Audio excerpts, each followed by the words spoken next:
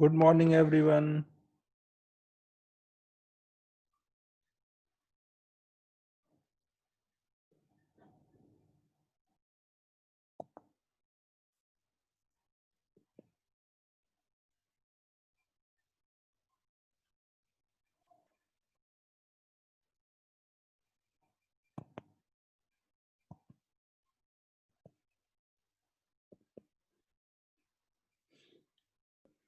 आज हम लोगों को डाउट डिस्कस करना था ना। काइनेमेटिक्स का डाउट डिस्कस करना है आज। तो पहले वो कर लेते हैं, फिर टाइम रहेगा तो आगे और पढ़ेंगे, नहीं तो फिर नेक्स्ट क्लास में आगे का करेंगे। मैंने अभी अपनी क्लास 2 घंटे की करा दी है ना। आज वाली क्लास भी 8 से 10 है।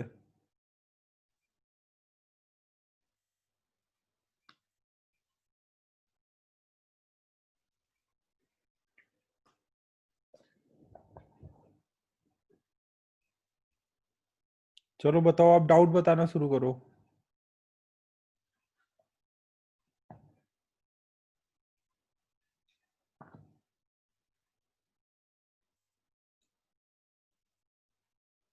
सारे क्लास 2 आवर के थोड़ी हुए हैं। केमिस्ट्री का वापस 1.5 आवर कर दिया, वैसे एक फिजिक्स का ही 2 आवर का है।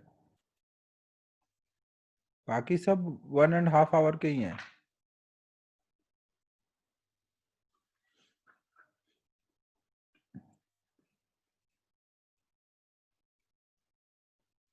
नहीं नहीं, फिजिक्स की क्लास आगे से 2 घंटे की रहेगी, बाकी सब 1.5 घंटे ही रहेंगे।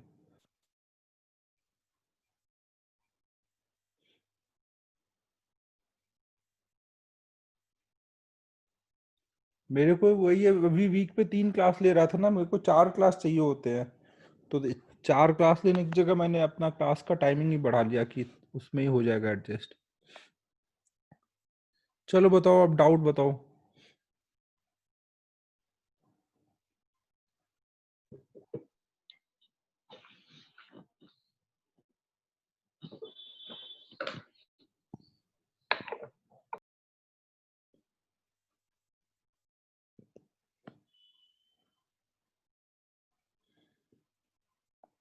बताओ बच्चों, इनटेक्स एक्सरसाइज 8 का क्वेश्चन नंबर 7 कर लिया है ना आपने मॉड्यूल?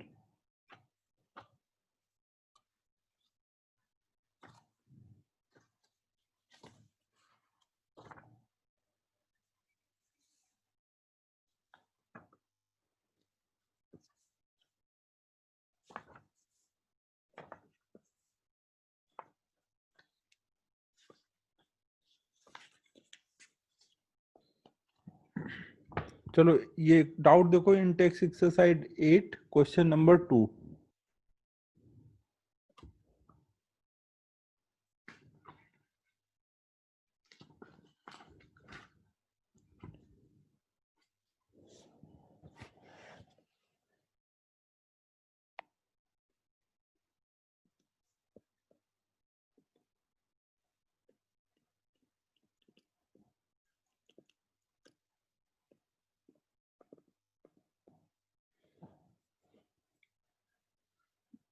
देखो इसमें 2 में बोला गया है, relative velocity of car a with respect to car b is 30√2 due north east. North east का मतलब क्या हुआ? नॉर्थ और ईस्ट बोला गया है ना, तो इसका मतलब एग्जैक्टली बीच से जा रहा होगा।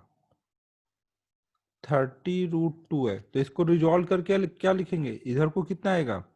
30√2, ये 45 है ना, कॉस 45 मतलब 30। ऐसे इधर निकालेंगे तो 30√2 साइन 45, तो वो भी 1/√2 होगा, तो 30 आएगा। तो इसका मतलब हमें क्या मिल गया? Velocity of A with respect to V की वैल्यू कितनी मिल गई? 30 i cap plus 30 j cap ना, वेक्टर फॉर्म में लिख देंगे सब कुछ। फिर हमें बोला गया है relative velocity of C with respect to A. Relative velocity of C दिया है विथ रिस्पेक्ट टू ए की वैल्यू, वी सी ए की वैल्यू कितनी दी है? 10√2 नॉर्थ वेस्ट। 10√2 नॉर्थ वेस्ट मतलब ऐसे जा रहा होगा, ये एंगल 45 है। आप रिजॉल्व करोगे इधर आएगा 10√2 cos 45, cos 45 मतलब 1/√2, तो ये 10 आएगा, इधर भी 10√2 sin 45 मतलब ये भी 10 आ जाएगा। तो velocity of C minus velocity of A, velocity of C with respect to A बोला गया है ना, तो ये हो जाएगा -10 i cap plus 10 j cap. और हमें बताना है speed of car C and direction.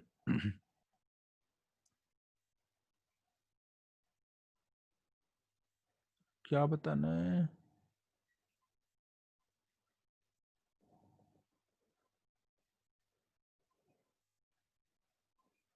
कुछ मिसिंग हुआ है इसमें, 1 मिनट।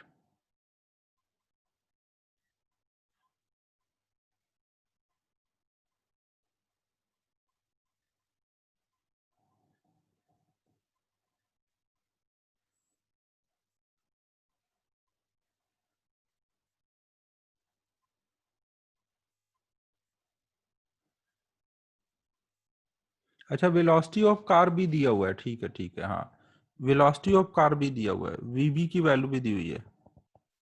वीबी की वैल्यू है 20, और ये साउथ की तरफ है ना, वीबी की वैल्यू जो दी हुई है वो साउथ की तरफ है।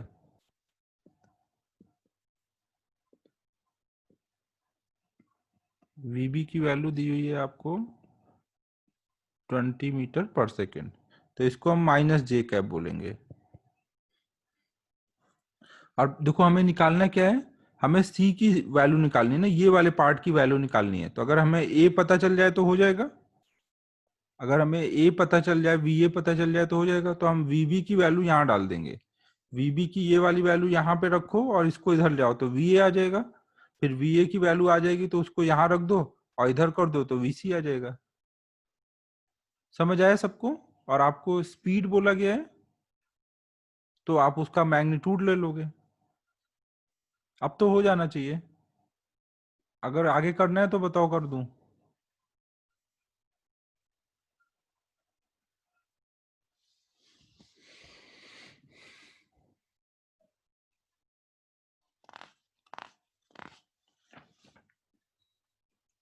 फिर इंटेक्स एक्सरसाइज 8 का थर्ड वाला भी बताना है ना।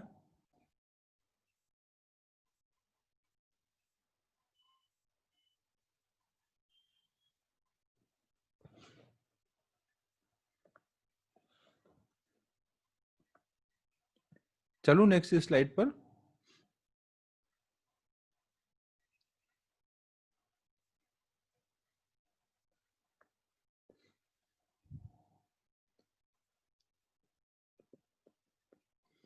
थर्ड वाले में बोला गया है कि a glass wind screen whose inclination with the vertical can be changed is mounted on a car.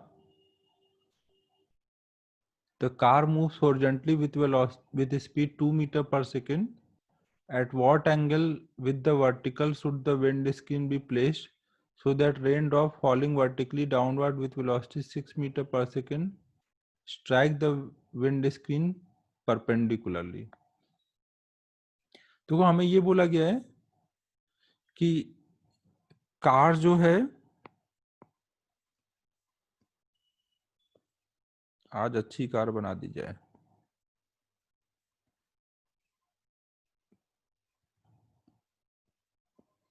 नहीं, ये इधर को जा रही है कार 2 मीटर पर सेकेंड से।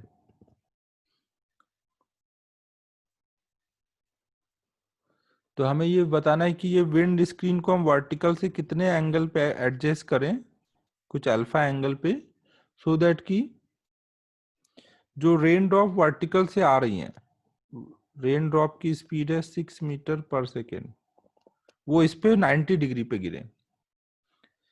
इस पे 90 डिग्री पे गिरे, इसका मतलब कार के रिस्पेक्ट में रेन ड्रॉप की स्पीड क्या होनी चाहिए? कार के रिस्पेक्ट में रेन ड्रॉप की स्पीड क्या होनी चाहिए? ऐसे परपेंडिकुलर आती हुई दिखनी चाहिए ना। अगर हम कार को ऑब्जर्वर बना दें ना, कार को ऑब्जर्वर बना दें ना, तो हम क्या बोलेंगे कि भाई कार रुका हुआ है ना, ये कार को हमने ऑब्जर्वर बना दिया ना, कार रुका हुआ है और कार के रिस्पेक्ट में इसकी स्पीड निकाले, velocity of rain with respect to car. तो ये कितना आ जाएगा, इधर नीचे को पॉजिटिव वाई एक्सिस ले लेते हैं, इधर को एक्स एक्सिस ले लेते हैं, तो ये वाली वैल्यू आ जाएगी वी आर माइनस वी सी। इसको वेक्टर फॉर्म में कितना बोलेंगे, 6 j कैप ना, नीचे को हमने पॉजिटिव आई एक्सिस लिया है ना, और ये इधर को है -2 i कैप, तो मतलब -2 i cap plus 6 j cap. तो अब कार जब देखेगा रेन को तो कैसे आता दिखेगा, -2 i कैप, -2 का मतलब इधर हुआ, और +6 j कैप मतलब इधर को, तो इनका नेट दिख रहा होगा ना, ऐसे आते दिखना चाहिए।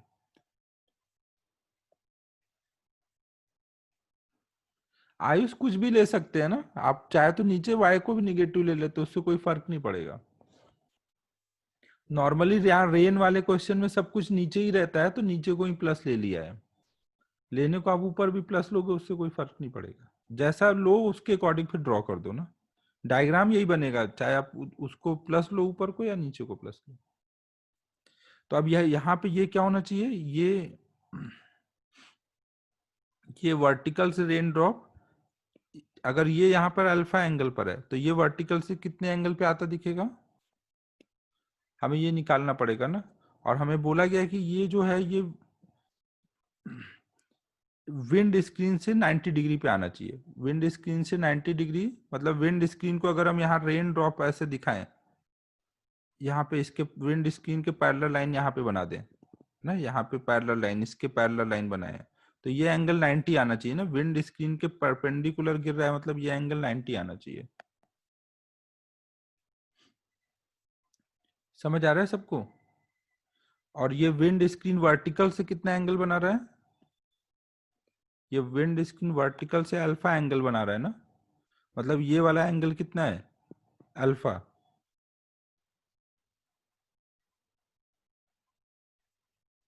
हमें निकालना क्या था, eight what angle alpha, alpha की वैल्यू निकालनी है ना। और ये एंगल कितना आएगा, ये जो एंगल है ये एंगल अल्फा है, और ये वाला एंगल निकालेंगे अंदर का, तो ये एंगल कितना आएगा, ये मान लो थीटा है, तो tan थीटा की वैल्यू आप निकाल लोगे, ये वाली साइड 2 है, ये वाली साइड 6 है, tan थीटा इज 2/6 मतलब 1/3। और थीटा प्लस अल्फा का सम कितना हो रखा है, थीटा और अल्फा का सम कितना है, ये पूरा एंगल 90 है ना, तो हमें अल्फा निकालना है, तो हम इसको लिख सकते हैं 90 माइनस थीटा। अब दोनों साइड में tan ले लेते हैं ना, हमें यहाँ पे देखो tan थीटा की वैल्यू पता है, दोनों साइड tan ले लेते हैं, तो tan अल्फा इक्वल टू आ जाएगा, सार्थक अब यार वो नेट वीडियो देख लेना ना, क्योंकि कोई ना कोई का ऐसे आते जाते रहते हैं, फिर बहुत लोगों का डिस्कनेक्ट होता है, रिपीट करूंगा तो बहुत टाइम लगेगा। तो ये आ जाएगा कॉट थीटा ना,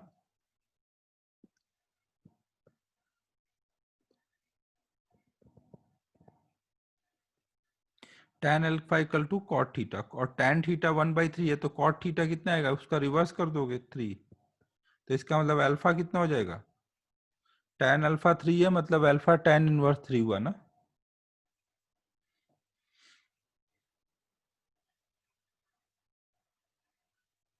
समझ आया क्या क्या किया मैंने,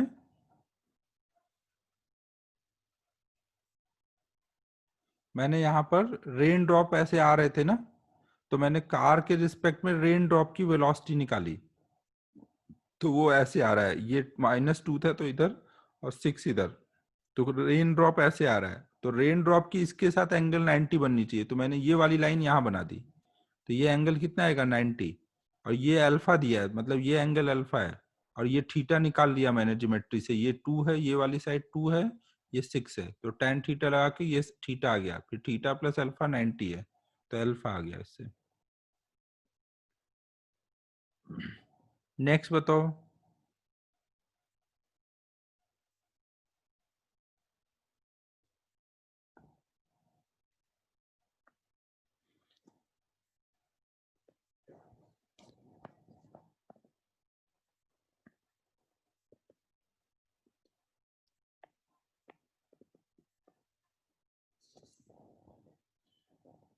तुम इसके सोल्यूशन भी रेफर किए हैं ना?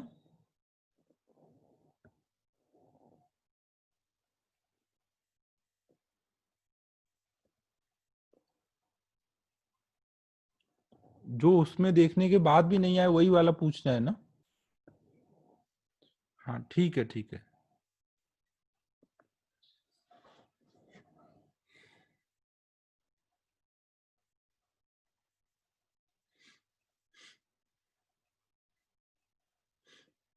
ग्रुप पे डाला तो था आयुष, सब पूरे मॉड्यूल का सोल्यूशन ग्रुप पे डाला था।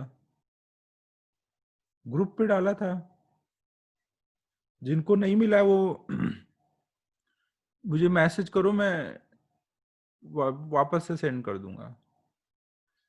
कल मैंने उसका लॉज ऑफ मोशन का भी डाला था।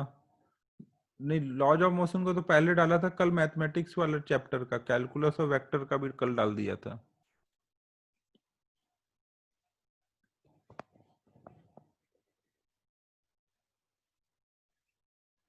सार्थक हो गया, स्क्रीनशॉट ले लो।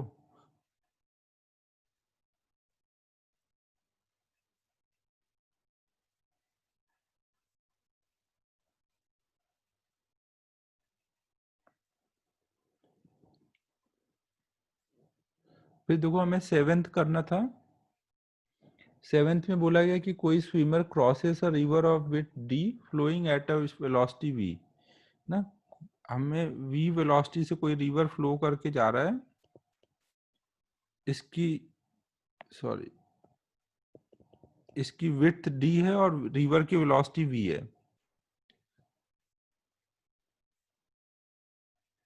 While swimming, he keeps himself away always at an angle.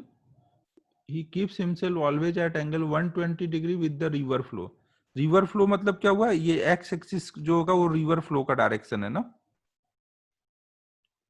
तो वो हमेशा एक्स एक्सिस से 120 डिग्री पे जा रहा है, मतलब ऐसे जा रहा है ना। ये पूरा 120, इतना 90, तो ये 30 डिग्री हुआ।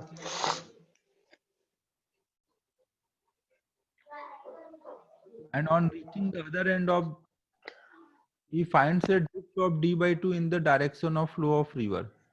तो जब वो अदर एंड पे पहुंचा तो क्या हुआ, फ्लो के डायरेक्शन में डी बाई टू वो ड्रिफ्ट हो चुका है। ड्रिफ्ट मतलब फ्लो के डायरेक्शन में चला गया, डी बाई टू वो फ्लो के डायरेक्शन में चला गया। तो हमें बताना है कि speed of swimming swimmer with respect to river.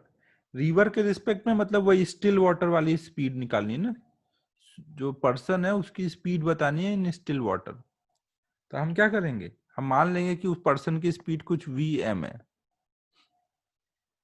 अब हम लोग x वाला अलग सॉल्व करेंगे, y वाला अलग। y डायरेक्शन में स्पीड कितनी आ जाएगी, वी एम कॉस 30, और x में स्पीड कितनी आ जाएगी, वी एम साइन 30। तो हम x और y सब अलग लिख लेते हैं।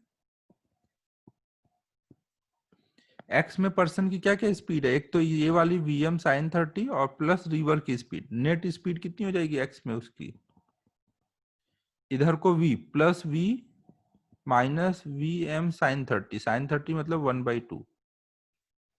ये समझ आ रहा है मैं क्या बोल रहा हूँ। और y डायरेक्शन में कितनी है, वी एम कॉस 30 मतलब ये। अब रिवर को क्रॉस करने के लिए y डायरेक्शन में कितना चलना है, रिवर को क्रॉस करना है तो y में तो पक्का हमें d चलना पड़ेगा ना। तो इससे टाइम कितना लग जाएगा,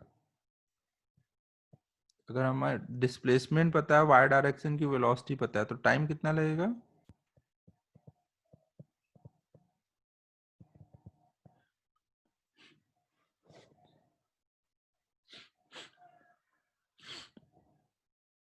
अब अगर हम इधर से टाइम निकालें, अगर हम इस तरह x वाले से टाइम निकालें, तो x में इतनी स्पीड है और x में वो कितना गया है, d/2, तो इधर से कितना टाइम आएगा, x में डिस्प्लेसमेंट अपॉन x में स्पीड। और टाइम तो दोनों से सेम ही होगा ना, चाहे इधर से निकालो या उधर से निकालो, तो दोनों के टाइम इक्वेट कर दो।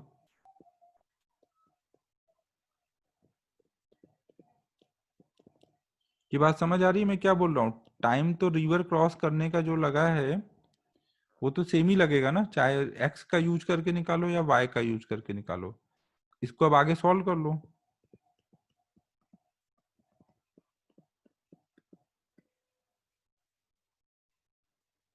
ना। अब वीएम इधर करके कर लो आगे।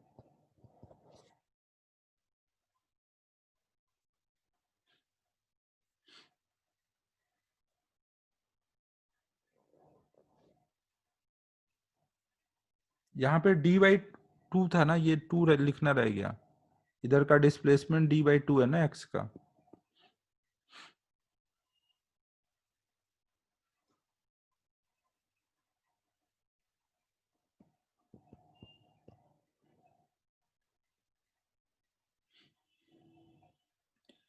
नेक्स्ट बताओ।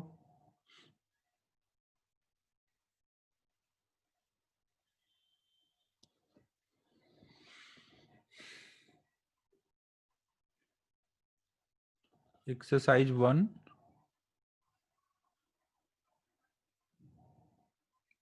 एक्सरसाइज 1 बोल रहे हैं, एग्जाम्पल 1 बोल रहे हैं, क्या है? एक्सरसाइज 1 में बताओ डाउट जहाँ पे भी है जो भी। अच्छा, एक्सरसाइज 1 में कोई डाउट नहीं है। बाकी लोग बताओ भाई, एक्सरसाइज 1 में डाउट है? इन टेक्स्ट 4 में, एक मिनट, इन टेक्स्ट 4 का पेज नंबर क्या है?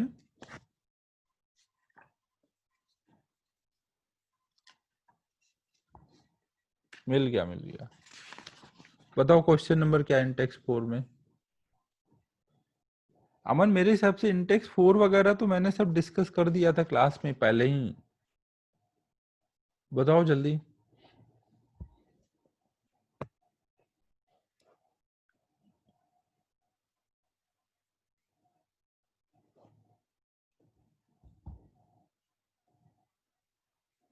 इंटेक्स का क्वेश्चन 4। अमन, इंटेक्स 4 का क्वेश्चन 4 ना? इंटेक्स 4 का क्वेश्चन 4 बोल रहा है ना?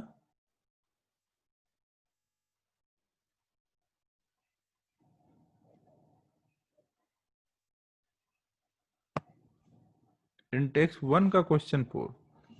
अरे अरे,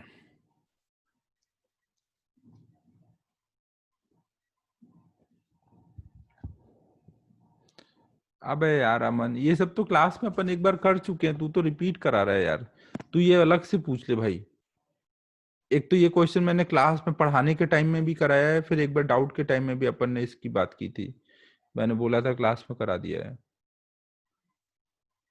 अलग से पूछ लो। एक्सरसाइज 1 में बताओ डाउट अब।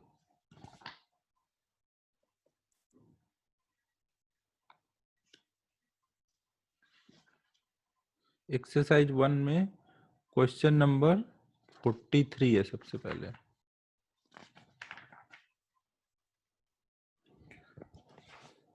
चलो 43 देखो।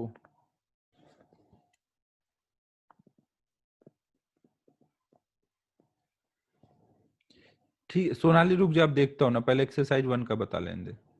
1 में 43 में, the the acceleration experience by moving boat after its engine is cut off is given by, हमें डी एक्सिलरेशन दिया है ना, minus K into V cube, where k is constant if v naught is the magnitude of velocity at cutoff, magnitude at the time t after the cutoff।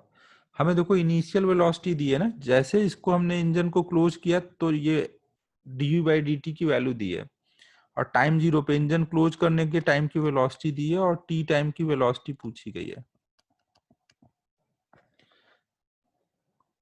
तो इसमें तो बस क्या करना है आपको, dv/dt दिया है तो v वाले टर्म एक साइड कर लो, दोनों साइड इंटीग्रेट कर लो।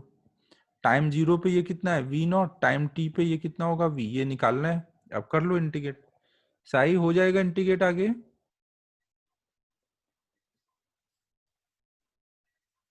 ना, वी क्यूब को ऊपर ले जाओ, एक्स के पावर एन वाला फॉर्मूला लगा दो, लिमिट डाल दो।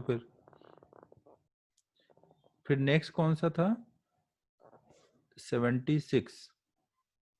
48 है, अच्छा इलुस्ट्रेशन है वो तो। पहले एक्सरसाइज 1 का कर लेते हैं ना। 76।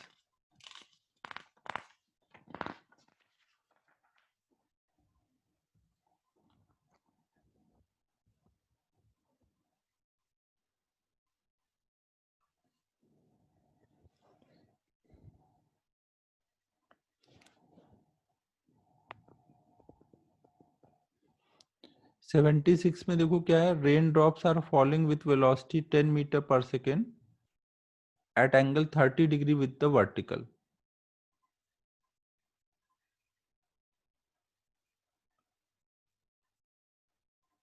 देखो हमें ये बोला गया है कि रेन ड्रॉप जो थे वो कुछ ऐसे आ रहे थे वर्टिकल से 30 डिग्री पर,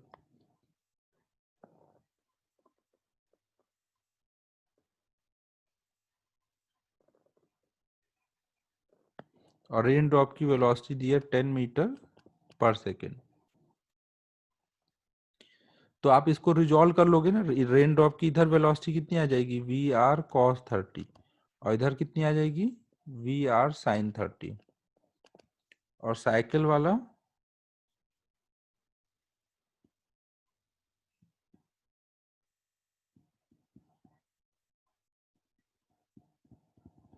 ऐसे जा रहा था विथ स्पीड, वो निकालना है ना।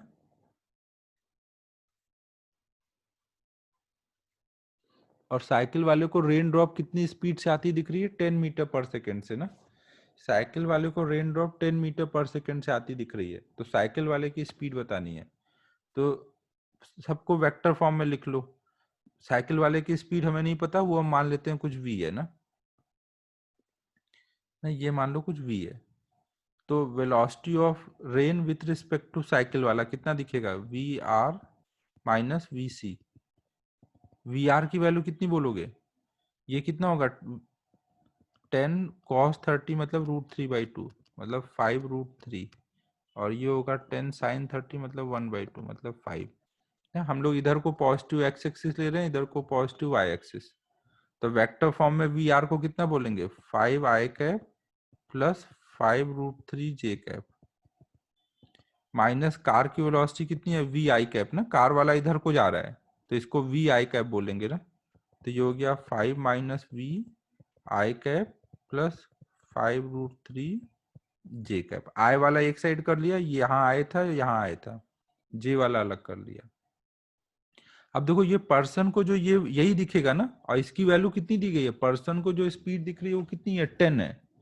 10 है मतलब अगर हम इसका मॉड निकालें तो वो कितना आना चाहिए, हमें ये 10 बोला गया है ना, तो अगर मैं इसका मॉड निकालूं velocity of rain drop with respect to car cycle वाला, तो वो कितना है, 10 दिया है। इसका मॉड कैसे निकालोगे, वेक्टर का मॉड कैसे निकालते हैं, अंडर रूट ऑफ आई के कोएफिशिएंट का स्क्वायर प्लस जे के कोएफिशिएंट का स्क्वायर, दोनों तरफ स्क्वायरिंग कर दो तो ये हो जाएगा 5 माइनस वी का स्क्वायर प्लस 75 इक्वल टू 100। अब 75 को इधर करेंगे तो ये आ जाएगा 5 माइनस वी का स्क्वायर इक्वल टू 25। तो 5 माइनस वी कितना आ जाएगा, +5 भी हो सकता है या फिर -5 भी हो सकता है ना। तो इससे अगर हम लोग v की वैल्यू +5 लेंगे तो इससे v की वैल्यू कितनी आएगी, 0। और अगर हम -5 लेंगे तो इससे v की वैल्यू आएगी 10। तो अब ऑप्शन में 0 नहीं है, 10 है, तो हम यही वाला आंसर बोल देंगे। समझ आया सबको क्या बोल रहा हूँ।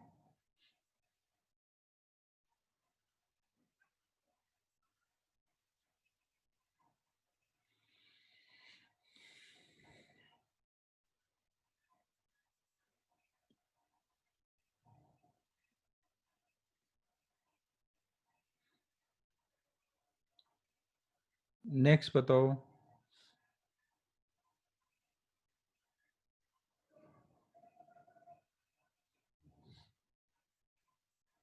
नेक्स्ट 84, 70 भी है, 70।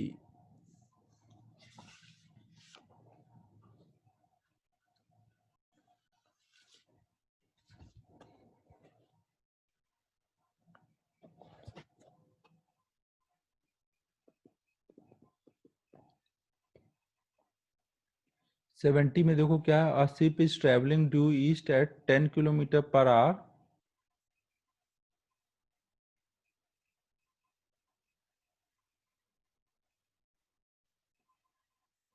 A ship heading 30 degree east of north is always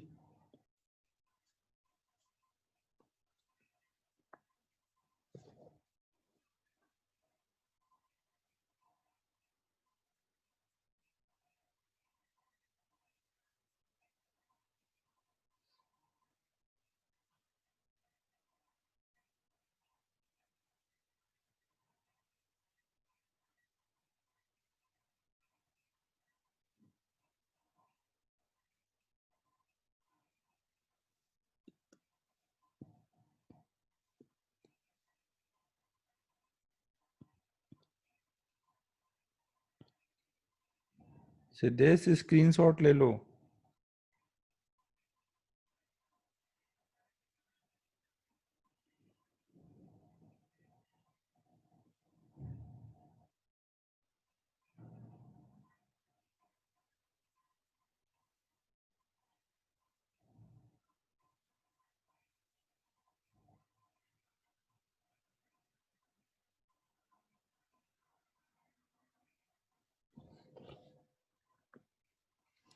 seventy में देखो बोला गया है कि कोई शिप है वो ईस्ट के लॉन्ग जा रहा है।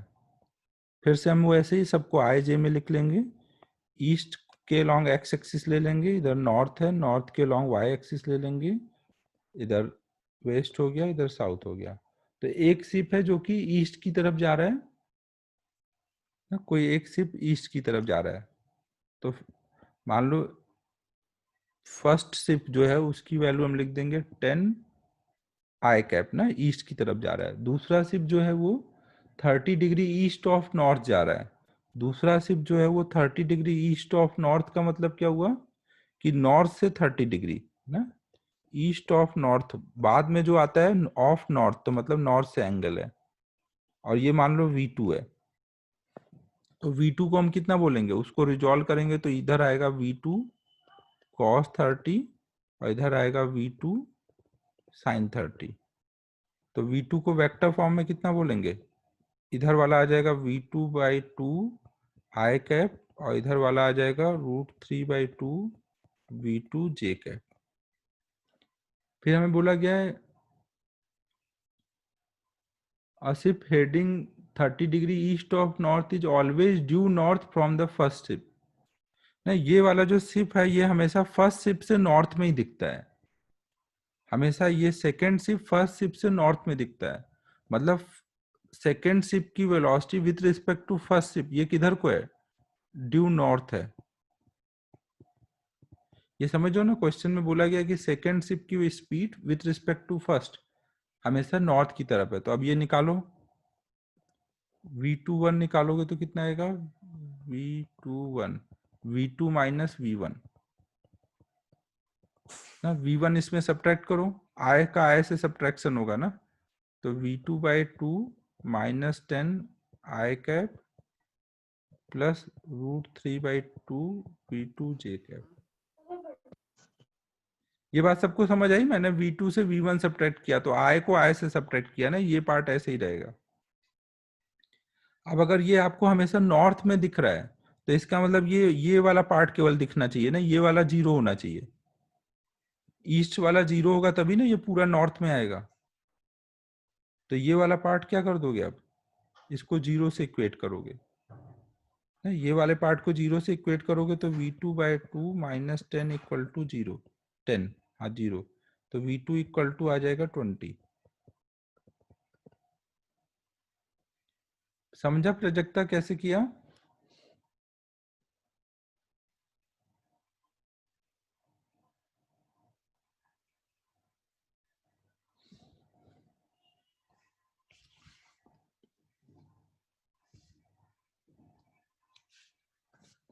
फिर नेक्स्ट अब करना था 84 ना,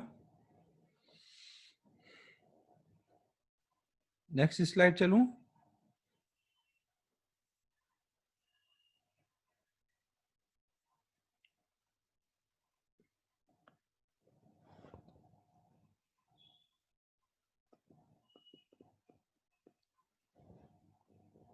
84 में देखो क्या बोला गया है, a swimmer wishes to reach directly opposite point on the other bank of the river ना, कोई रिवर है इसके डायरेक्टली अपोजिट पॉइंट, मान लो ये पॉइंट को ओरिजिन बना देते हैं, इधर एक्स एक्सिस और इधर वाई एक्सिस।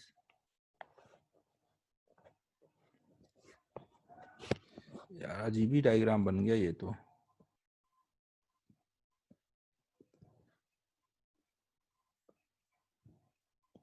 यहाँ ओरिजिन ले लेते हैं, इधर एक्स एक्सिस और इधर को वाई एक्सिस। तो वो यहाँ पहुंचना चाहता है ना, अपोजिट पॉइंट मतलब वाई एक्सिस के लॉन्ग। ओ से मान लो पी पे पहुंच रहा है। और जो रिवर है फ्लोइंग विथ वेलोसिटी, रिवर की वेलोसिटी दी हुई है 4√2 metre per second. Swimmer can swim with 8 metre per second in still water, और पर्सन की स्पीड दी गई है 8 metre per second still water में। तो at what angle with the flow direction he should swim to reach the directly opposite point. तो ये कौन सा कंडीशन हुआ, condition to cross the river in shortest time. Cross the river in shortest time, तो वो कितने angle पे चलना चाहिए यहाँ से, साइन थीटा इक्वल टू क्या आया था, कम वाली वेलोसिटी अपॉन ज्यादा वाली वेलोसिटी। शॉर्टेस्ट पाथ के लिए हमेशा ये रहता है ना, तो ये आएगा 1/√2, मतलब थीटा आया 45। 45 ये कहाँ से आता है, एक्स एक्सिस से आता, वाई एक्सिस से आया ना। रिवर का फ्लो मतलब एक्स एक्सिस ना, रिवर का फ्लो और एक्स एक्सिस एक ही डायरेक्शन में है ना। तो अगर रिवर के फ्लो से एंगल बताना है तो आपको एक्स एक्सिस से एंगल बताना है, तो एक्स एक्सिस से एंगल कितना बोलोगे। कुछ चमक रहा है मैं क्या बोल रहा हूँ।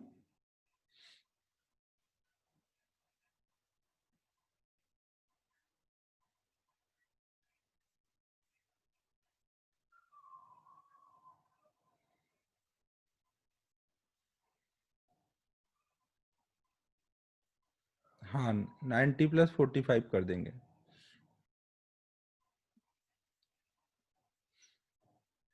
नेक्स्ट डाउट बताओ।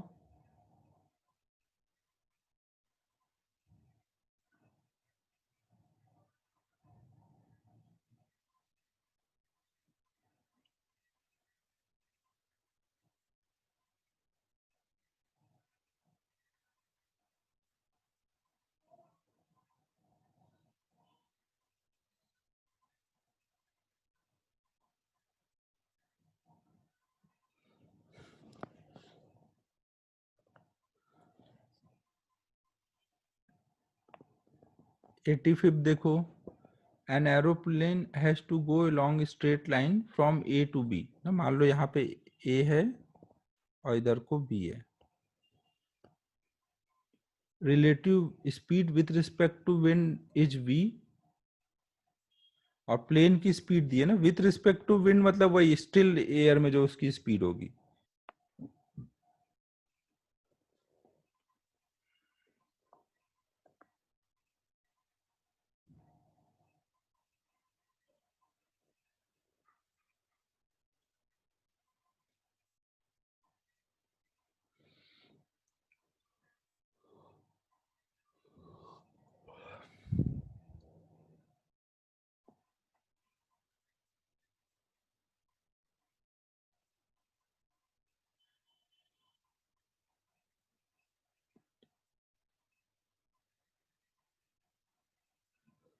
अबे सिद्धेश, जब तूने पढ़ाई नहीं है तो कहाँ से गेटिंग करेगा, पढ़ तो ले पहले। अभी तो डाउट डिस्कशन चल रहा है भाई, ये जो काइनेमेटिक्स सबने पढ़ा है 2 महीने में वो उसका डाउट डिस्कशन चल रहा है।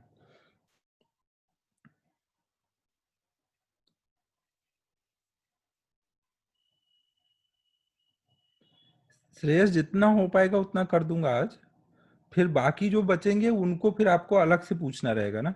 एक क्लास से ज्यादा डाउट को नहीं दूंगा, एक क्लास में जितना हो पाएगा उतना कर दूंगा, मोस्टली हो जाएगा, थोड़ा बहुत ही बचेगा वो अलग से पूछना फिर।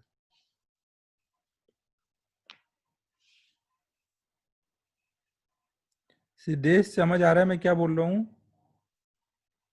अभी तू, तेरे को पढ़ना पड़ेगा भाई, अभी तो तूने जस्ट ज्वाइन किया है। इरोडो वगैरह के डाउट तो आपको अलग से ही पूछने पड़ेंगे। इरोडो और एच सी वर्मा के डाउट अलग से ही करने पड़ेंगे, एच सी वर्मा का भी मैंने भेजा है ना लिस्ट, तो वो अलग से ही करो।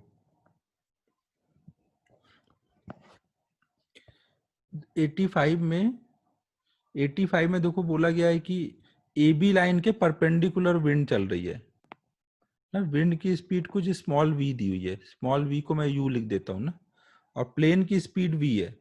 तो अब मुझे ए से बी जाना है और फिर वापस बी से ए जाना है, राउंड ट्रिप की टाइम बतानी है। तो अगर मुझे ए से बी जाना है तो मेरी वेलोसिटी नेट किधर को आनी चाहिए, ए से बी की तरफ जाना है तो उधर ही आएगी ना, जिधर को मेरी नेट वेलोसिटी आएगी उधर को ही मैं जाऊंगा ना। मुझे अगर ए से बी जाना है तो मेरी नेट वेलोसिटी कितनी आनी चाहिए, ए से बी के लॉन्ग आनी चाहिए ना। ए से बी के लॉन्ग की नेट वेलोसिटी, आपको पता है कि विंड में प्लेन की नेट वेलोसिटी क्या होती है, प्लेन की वेलोसिटी प्लस विंड की वेलोसिटी। तो इन दोनों का वेक्टर एडिशन करूंगा तो नेट वेलोसिटी आएगी। तो अब मैं इसको वेक्टर से सॉल्व कर सकता हूँ ना। मेरे को पता है दो वेक्टर का एडिशन किधर आना चाहिए, इधर को। दो वेक्टर कौन कौन से, एक v और एक ये u। तो दो वेक्टर का नेट इधर को कब आएगा, अगर एक वेक्टर प्लेन का इधर हो और विंड का इधर है, तो इन दोनों का नेट इधर को आएगा, तभी हो पाएगा ना ऐसे। हेड टू टेल मैंने ज्वाइन किया वेक्टर को, तो अगर इधर को आएगा तो मैं इधर जा पाऊंगा ना। तो v और u का वेक्टर एडिशन करके ये साइड कितनी आ जाएगी, √v² माइनस यू स्क्वायर। तो a से b तक जाने का टाइम कितना लगेगा, a से b तक जाने का टाइम, ए से बी तक की डिस्टेंस है एल और स्पीड है उधर की √v² minus U square. Same way में बी से ए जाना है, तो अब मैं प्लेन को इधर को चलाऊंगा, प्लेन की वेलोसिटी प्लस विंड की वेलोसिटी मिल के अगर मुझे इधर को नेट मिल जाएगा तो मैं इधर चला जाऊंगा। अब ये वाली साइड v है, ये वाली u है, तो ये कितनी आएगी, √v² माइनस यू स्क्वायर। तो इतनी स्पीड से एल डिस्टेंस जाने में कितना टाइम लगेगा,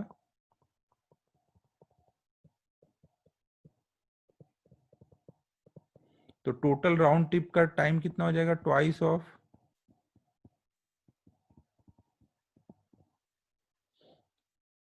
कुछ चमका, मैंने क्या किया, वेक्टर लगा दिया ना, triangle law of addition. v और u का नेट मुझे पता था इधर आना है, u पता है इधर है और नेट इधर है, तो v किधर होगा, इधर होगा। तभी हेड टू टेल ज्वाइन करूंगा तो इधर मिलेगा नेट।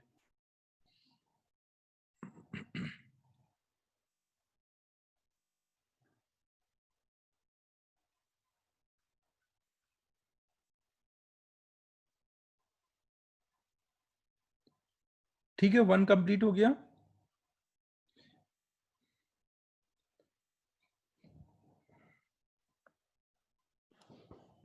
चलो अब 2 में बताओ डाउट। देखो एक चीज ये ध्यान रखना, अच्छा हाँ, इलुस्ट्रेशन 48 पहले बता दूं। देखो जिनको भी इसमें, देखो बहुत सारे ऐसे भी बच्चे हैं जिनको लगता होगा कि थोड़ा टफ जा रहा है, तो उनको 1 ही अच्छे से कर लेना है ना। अगर आप 1 भी अच्छे से कर लोगे तो जेई मेन सीटी वगैरह हो जाएगा आराम से ना। 2 3 वगैरह जिनको जेई टारगेट है एडवांस का, उनके लिए है। तो आप अपना ट्राई करते रहो, नहीं भी आएगा तो कोई दिक्कत नहीं है ना, हो सकता है धीमे धीमे लगने लग जाए। अगर नहीं भी लगेगा तो 1 तो कर ही लो अच्छे से ना, ताकि जेई मेन और सीईटी वगैरह में अच्छा स्कोर हो जाए।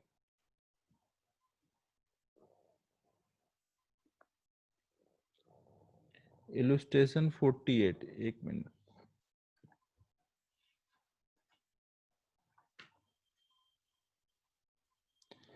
इलुस्ट्रेशन 48 ये इरोडो का प्रॉब्लम है, चलो बता देता हूँ।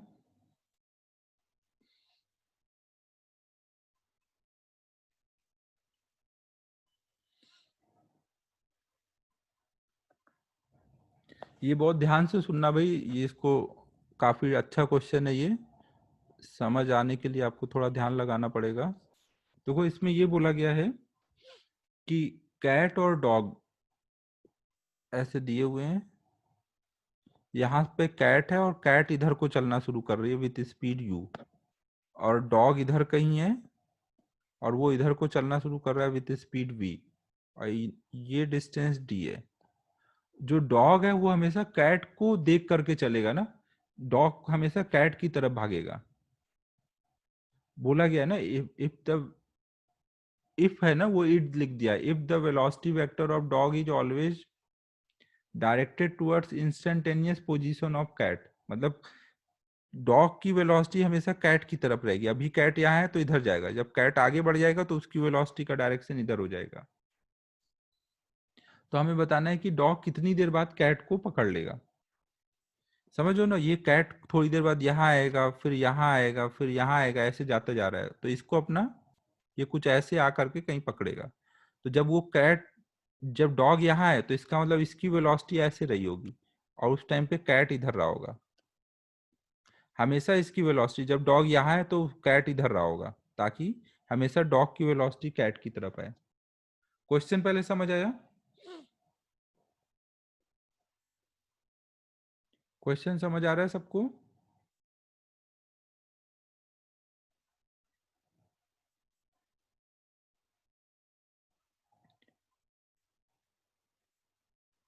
तो अब देखो इसमें पूछा गया है, कल्पेश अनम्यूट करके बताओ कहाँ पे आपको दिक्कत हुई समझने में। मैंने बोला डॉग हमेशा कैट की तरफ चलेगा ना, कैट एक्स एक्सिस में चल रहा है, कैट इधर को चल रहा है, लेकिन डॉग हमेशा टूवर्ड्स कैट चलेगा। तो कैट ऐसे जा रहा होगा, डॉग उसको देखते हुए कुछ आएगा, जब कैट यहाँ होगा तो वो इधर को चल रहा होगा, फिर जब कैट यहाँ होगा तो इधर को चल रहा होगा। तो डॉग का पाथ ऐसा कर्व आएगा ना। Okay sir. तो अब हमें देखो यहाँ निकालना है कि कितनी देर बाद ये जो डॉग है वो कैट को पकड़ लेगा ना, ये निकालना है। तो हम लोग मान लेते हैं कि कोई कोई टाइम टी पर अभी ये कहीं यहाँ पे पहुंचा हुआ है ना, डॉग कहीं यहाँ पहुंचा हुआ है। तो उस टाइम पे अगर हम इनको, इनका रेट ऑफ अप्रोच निकालें, रेट ऑफ अप्रोच निकालें, तो रेट ऑफ अप्रोच कितना होगा? रेट ऑफ अप्रोच क्या होता था?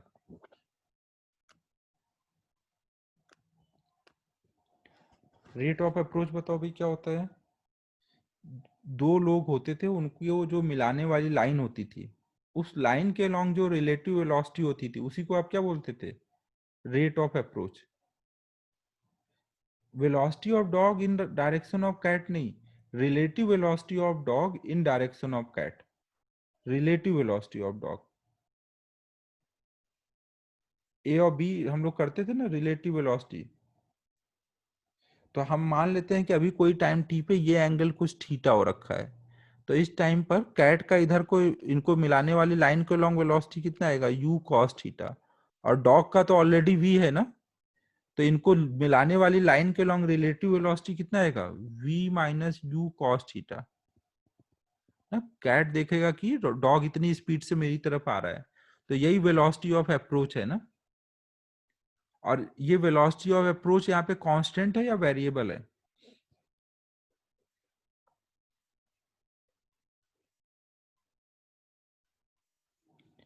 ये थीटा हर टाइम पे आपको सेम दिखेगा, अलग अलग दिखेगा?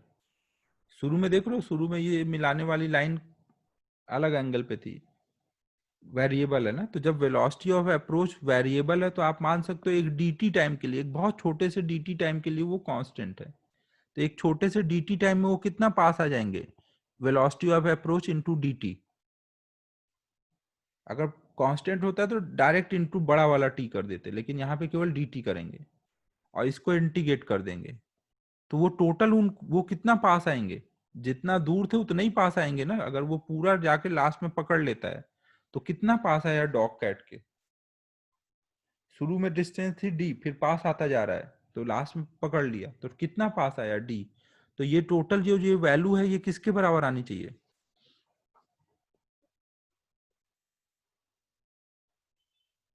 d के बराबर आनी चाहिए ना। तो ये टोटल वैल्यू हम बराबर कर देंगे d के।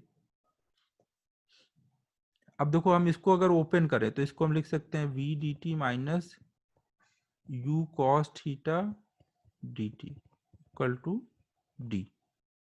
अब देखो यहाँ पे v क्या है? v तो कांस्टेंट है, v बाहर आ जाएगा, स्पीड तो कांस्टेंट है ना, dt का इंटीग्रेशन t आ जाएगा, u भी बाहर हो जाएगा, cos थीटा dt। अब इसका इंटीग्रेशन कर पाओगे आप? यहाँ पे थीटा क्या बाहर टाइम पे सेम है, थीटा सेम नहीं है ना, थीटा सेम नहीं है ना। तो यहाँ पे इसको सॉल्व करने का अब हमें कुछ और तरीका सोचना पड़ेगा, ऐसे तो सॉल्व नहीं होगा, क्योंकि थीटा की वैल्यू लगातार वेरी कर रही है और ये टी का फंक्शन नहीं है कि इंटीग्रेट हो जाएगा ना। यहाँ पे अगर डी थीटा होता तो फॉर्मूला लग जाता ना, कॉस थीटा का इंटीग्रेशन साइन थीटा। अगर यहाँ पे डी टी की जगह डी थीटा होता बट यहाँ क्या है, थीटा और इसको किसके रिस्पेक्ट में इंटीग्रेट करना है, टाइम के रिस्पेक्ट में, तो ये नहीं सॉल्व होगा ना, इसको मुझे कोई और तरीके से सोचना पड़ेगा। तो अब कोई और तरीका देखते हैं क्या है। एक इक्वेशन ये आ गई है ना हमारे पास। अब देखो हम दूसरी इक्वेशन क्या सोच सकते हैं, हमें कॉस थीटा चाहिए ना, कॉस थीटा चाहिए। तो हम अगर हम ऐसे सोचें कि डॉग का अगर हम अभी इधर को वेलोसिटी देखें एक्स एक्सिस में, तो वो कितना होगा, डॉग का वेलोसिटी एक्स एक्सिस में, अगर ये एंगल थीटा है तो ये करस्पॉन्डिंग एंगल ये भी थीटा होगा ना, है कि नहीं। डॉग का एक्स एक्सिस में वेलोसिटी समझ रहे हो कितना है, ये v cos थीटा। तो डॉग एक्स एक्सिस में कितना चलेगा, डॉग की एक्स एक्सिस वाली वेलोसिटी इंटू डी टी। ये वेरिएबल है इसलिए हम लोग क्या करेंगे, एक डी टी टाइम के लिए मानेंगे कि वो इतना चला, और इसको इंटीग्रेट कर देंगे तो एक्स का डिस्प्लेसमेंट आएगा। एक्स में पूरा डॉग कितना आया, यहां तक आया है ना, तो ये वाला डिस्प्लेसमेंट जो डॉग का है वो कितना है, यहां से हम क्या लिख सकते हैं, u इंटू टी। अगर मान लो वो टोटल टी टाइम में पहुंचा है, यहां से पूरा यहां तक का टाइम टी है, तो ये पूरा ये डिस्टेंस कितना होगा यहां से यहां तक का एक्स एक्सिस में, u इंटू टी ना, कैट का वेलोसिटी इंटू टाइम। तो डॉग का एक्स का डिस्प्लेसमेंट बराबर कॉट कैट का एक्स का डिस्प्लेसमेंट। अब यहाँ v बाहर कर देंगे, v तो कांस्टेंट है, तो cos theta D T equal to U into T. T total time है ना, जितनी देर में वो पहुंचा है यहाँ पे, कैपिटल टी टाइम। तो यहाँ पे भी कैपिटल टी लिख देंगे ना, ये पूरा टी टाइम में पहुंचा है।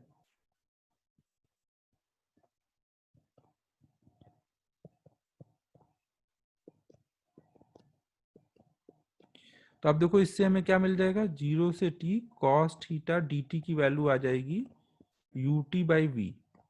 तो हमने देखो इसकी वैल्यू निकाल ली, इसको बिना सॉल्व किए हमने उसकी वैल्यू निकाल ली। कुछ समझ आया, ये v कांस्टेंट है तो बाहर कर दिया, कांस्टेंट है तो इसको इधर कर दिया।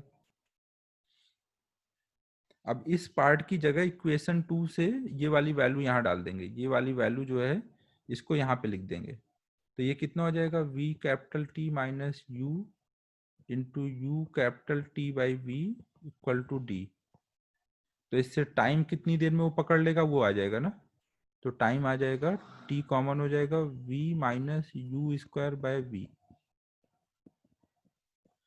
तो टाइम आ गया d इंटू वी अपॉन में V square minus U square.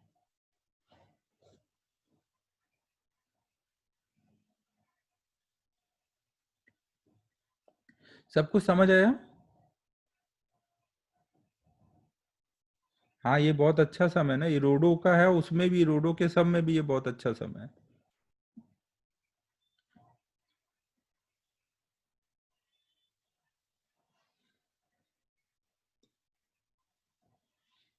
Sonali समझ आया तुझे, तुम लोग सॉल्व एग्जाम्पल करते हो ना, क्योंकि सॉल्व एग्जाम्पल करना रहता है ना, उसमें अच्छे सम दिए रहते हैं। सॉल्व एग्जाम्पल भी जरूर से किया करो सभी।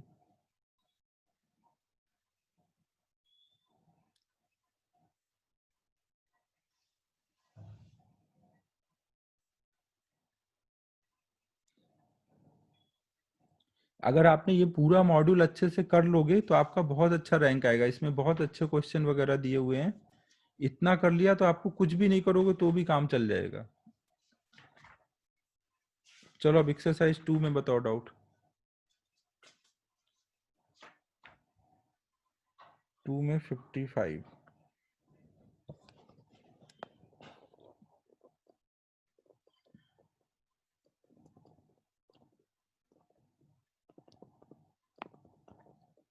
फोर्टी फाइव देख लो पहले। फोर्थ, फोर्थ देखो सभी पहले।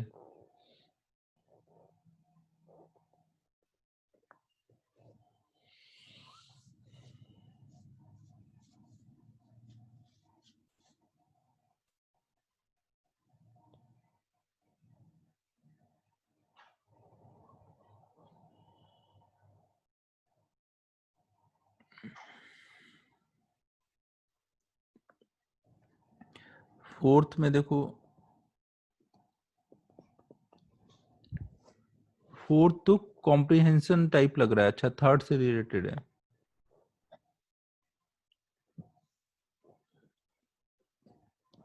फोर्थ देखो, a student determined to test the law of gravity for himself walks off a skyscraper 320 meter high with a stopwatch in hand and starts his free fall. क्या बात है. 5 seconds later, Superman arrives at the scene and dives off the roof to save the student. What must be Superman's initial velocity in order that he catches the student just before reaching the ground?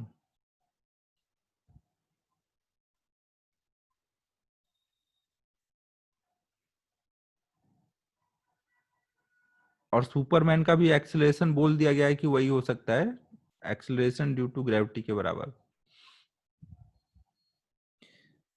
तो देखो भाई, इसमें ये बोला गया है कि किसी को भाई सुपरमैन के टैलेंट को चेक करना था, तो वो चला गया बहुत ऊपर एक छत पर और कूद गया.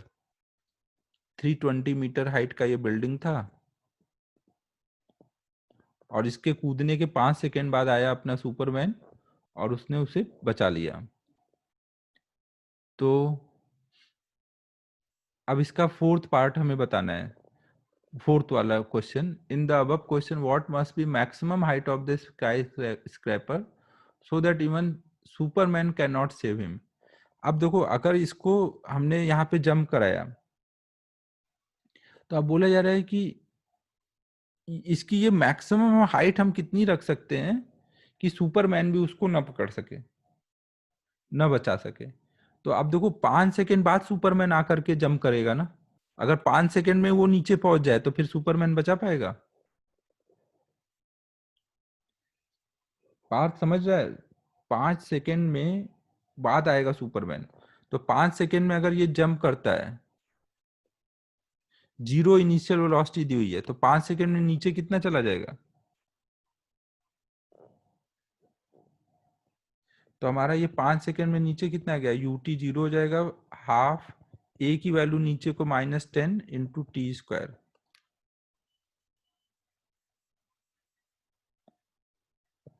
तो ये आ जाएगा 125, माइनस मतलब नीचे को आया. तो अगर ये 125 मीटर की बिल्डिंग होगी तो जब तक सुपरमैन जंप करेगा तब तक तो वो नीचे आ चुका होगा, तो फिर सुपरमैन भी कुछ नहीं कर पाएगा ना. तो यही आंसर हो जाएगा, 125 बिल्डिंग की अगर हाइट होगी तो सुपरमैन भी कुछ नहीं कर पाएगा. इससे ज्यादा होगी तभी सुपरमैन बचा पाएगा ना, इससे कम होगी तो सुपरमैन कुछ नहीं कर पाएगा. पार्थ समझ आया मैं क्या बोल रहा हूँ?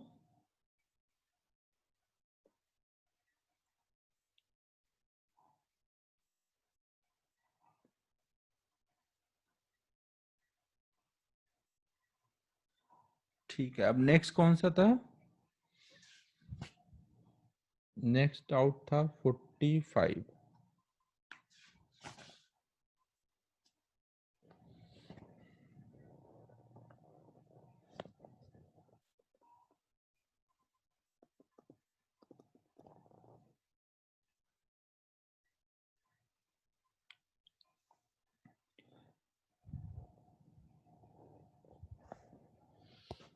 45 में देखो क्या बोला गया है.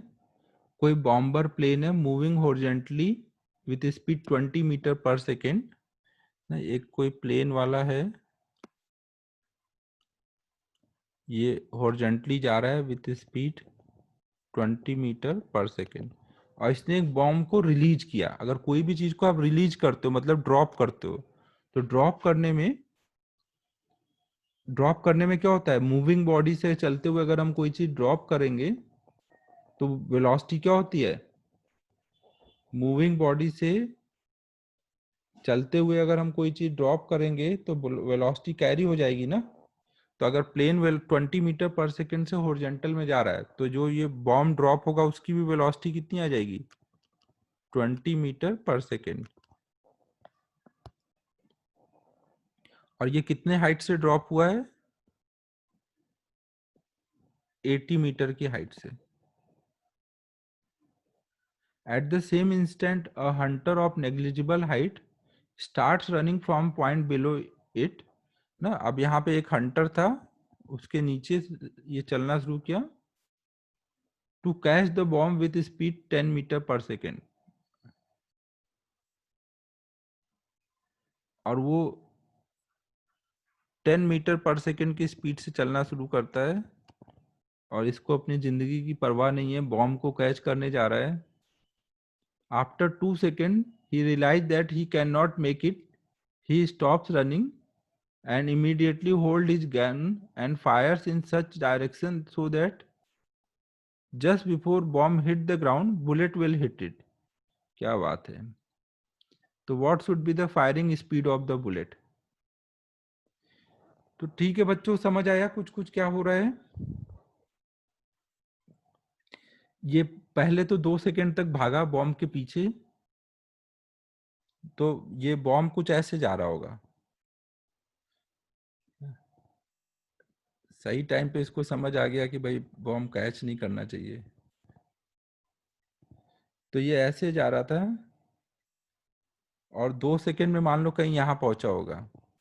फिर इसने देखा कि भाई बॉम्ब यहाँ जहाँ पे गिर रहा है उसी टाइम पे उसने ये बुलेट फायर की, और इसकी हाइट नेग्लिजिबल बोल दी गई है ना। तो अब वो यहाँ से जब फायर करेगा तो ये क्या होगा, बुलेट ऐसे प्रोजेक्टाइल पाथ पे आकर के इसको हिट कर देगी। तो जस्ट टकराने के पहले बुलेट आकर के हिट कर दे रही है।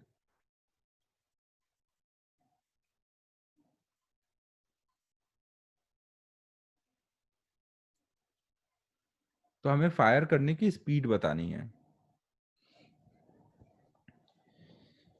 तो अब देखो, सबसे पहले तो आप मुझे ये बताओ कि ये जो बॉम्ब है इसको नीचे आने में कितना टाइम लगेगा। इस बॉम्ब को यहां से ड्रॉप किया गया तो नीचे आने की टाइम बताओ इसका।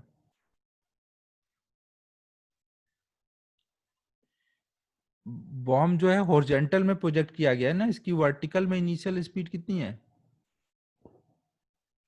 बॉम्ब की हॉरिजॉन्टल में स्पीड 20 है ना, वर्टिकल में कितनी है, 0। तो अगर कोई भी चीज को हम ड्रॉप करेंगे, 0 स्पीड से ड्रॉप करते हैं एच हाइट से, तो नीचे आने का टाइम कितना होता है। मैंने आपको याद कराया हुआ है ना, कोई भी चीज को अगर हम ड्रॉप करेंगे तो अंडर रूट 2h/g टाइम में वो नीचे आ जाएगा। वाई डायरेक्शन में तो ड्रॉप ही हुआ है ना, क्योंकि वेलोसिटी तो एक्स में है ना। तो अंडर रूट 2h/g, 2h की वैल्यू कितनी है 80/g, तो ये आ जाएगा 4 सेकेंड। तो इसका मतलब 4 सेकेंड में ये बॉम्ब पूरा यहाँ पहुंचेगा। तो ये 2 सेकेंड में यहाँ पहुंचा। और एक चीज और कर लेते हैं कि 2 सेकेंड 4 सेकेंड में बॉम्ब कितना चल चुका है, ये पूरी डिस्टेंस कितनी है बॉम्ब का। ये हॉरिजॉन्टल में डिस्प्लेसमेंट है ना एक्स डायरेक्शन में, तो एक्स में टोटल ये डिस्प्लेसमेंट कितना है बॉम्ब का। हॉरिजॉन्टल वाली स्पीड इनटू टाइम, एक्स में स्पीड कितनी है 20 × 4 ना, 20 × 4 करेंगे तो 80 आ जाएगा। और ये 2 सेकेंड यहां से ये भागा था टाइम 0 पे और इधर से बॉम्ब ड्रॉप हुआ था टाइम 0 पे। 2 सेकेंड पर यहां से इसने बुलेट फायर की, तो 2 सेकेंड में ये कितना आगे आ चुका है। ये 10 की स्पीड से आ रहा था, तो 2 सेकेंड में कितना आगे आ चुका है 20 मीटर ना।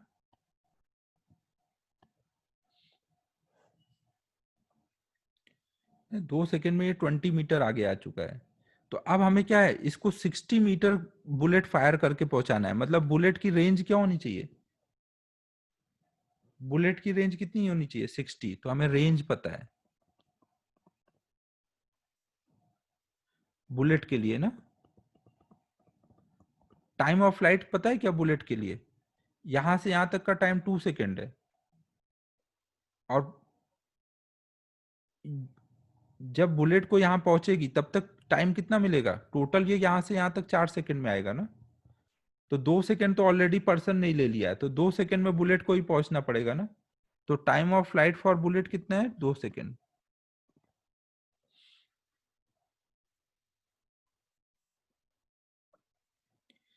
तो हमें अब इसकी स्पीड बतानी है ना, यू की वैल्यू बतानी है, ये कितनी स्पीड से फायर किया गया था।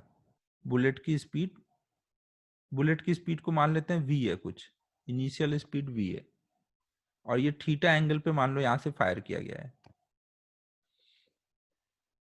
तो हम क्या लिख देंगे, T = 2v sin θ/g।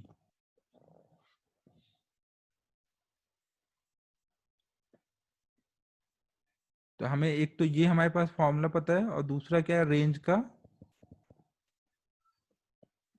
You square, मतलब यू को हमने यहाँ वी माना है, तो V square sine 2 theta upon जी।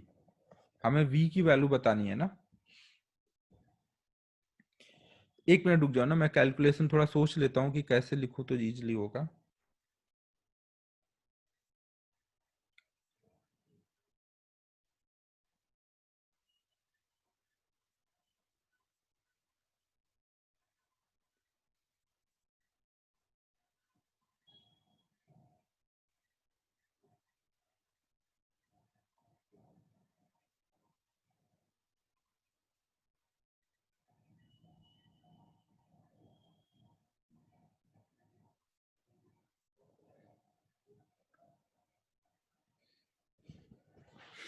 अब हमें देखो इसी में इसको थोड़ा ओपन करके लिख देता हूँ ना, तो थोड़ा इजीली सॉल्व हो जाएगा।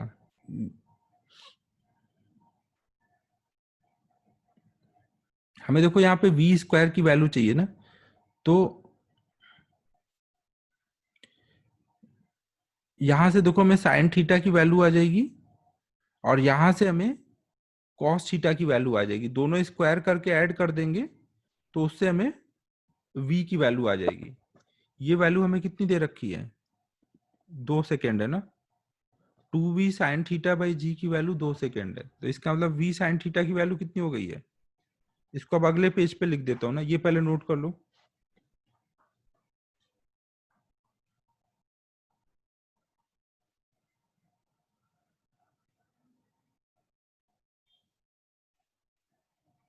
हाँ आयुष, वो भी कर सकते हैं, वर्टिकल हॉरिजॉन्टल से भी कर सकते हैं।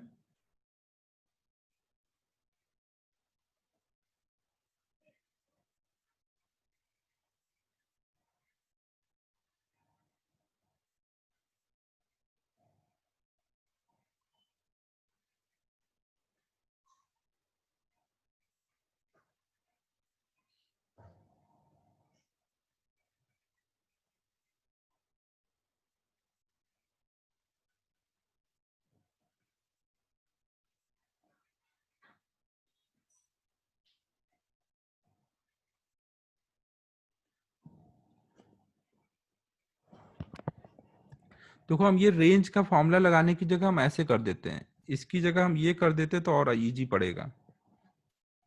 अगर हमें इसकी हॉरिजॉन्टल वेलोसिटी देखें तो वो कितनी होगी, v cos थीटा ना।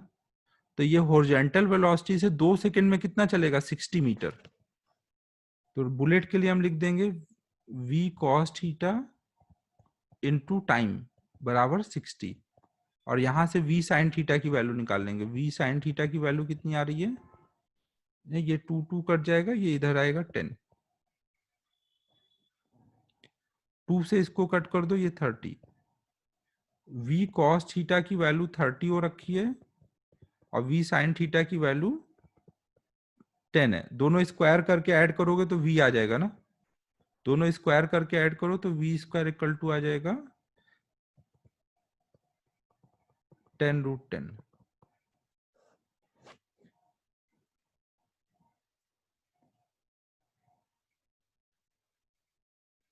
ये समझ आया क्या किया मैंने, यहाँ पे v cos theta into time लिया, यहाँ से यहाँ तक का टाइम पता है 2 सेकेंड है, तो हॉरिजॉन्टल वाली वेलोसिटी इंटू टाइम हॉरिजॉन्टल का डिस्प्लेसमेंट कर दिया, और टाइम ऑफ फ्लाइट यूज करके v sin थीटा निकाल लिया।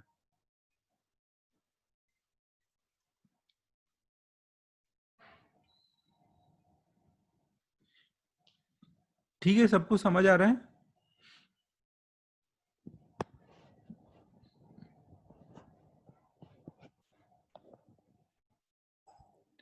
36, 36 देख लो भाई।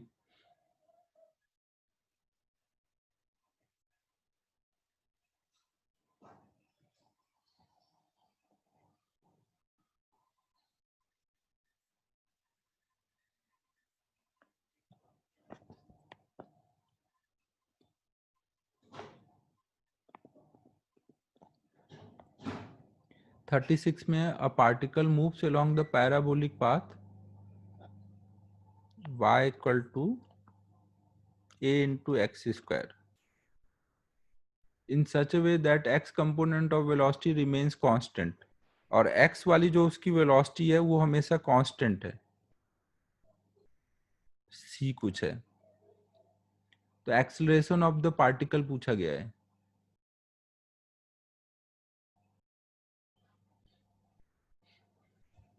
अगर x में वेलोसिटी कांस्टेंट है तो x में एक्सेलरेशन कितना है?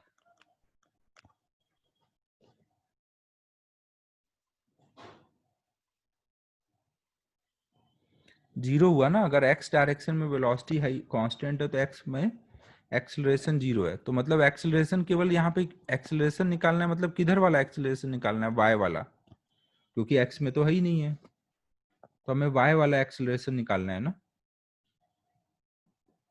कुछ समझ आ रहा है मैं क्या बोल रहा हूँ? हमें क्या निकालना है? y वाला एक्सेलरेशन ना। y वाला हम एक्सेलरेशन कैसे निकालेंगे? y को अगर हम एक बार डिफरेंशिएट करेंगे तो हमें क्या मिलेगा? y डायरेक्शन की वेलोसिटी। और अगर हम इसको एक बार फिर से डिफरेंशिएट करेंगे तो हमें क्या मिल जाएगा? y डायरेक्शन की वेलोसिटी को डिफरेंशिएट करके क्या मिलेगा? y डायरेक्शन का एक्सेलरेशन मिलेगा ना। कुछ समझ आ रहा है मैं क्या बोल रहा हूँ?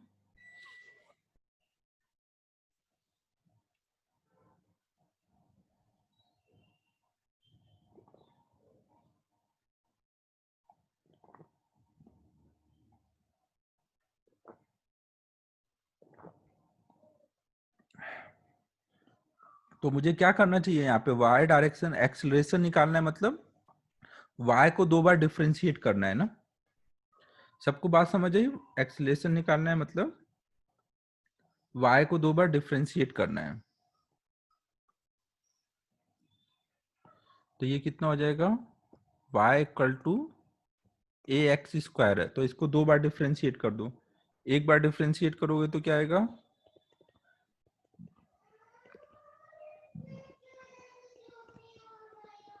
एक्स स्क्वायर का टी के रिस्पेक्ट में डिफरेंशिएट करेंगे तो कितना आएगा? 2x आएगा क्या?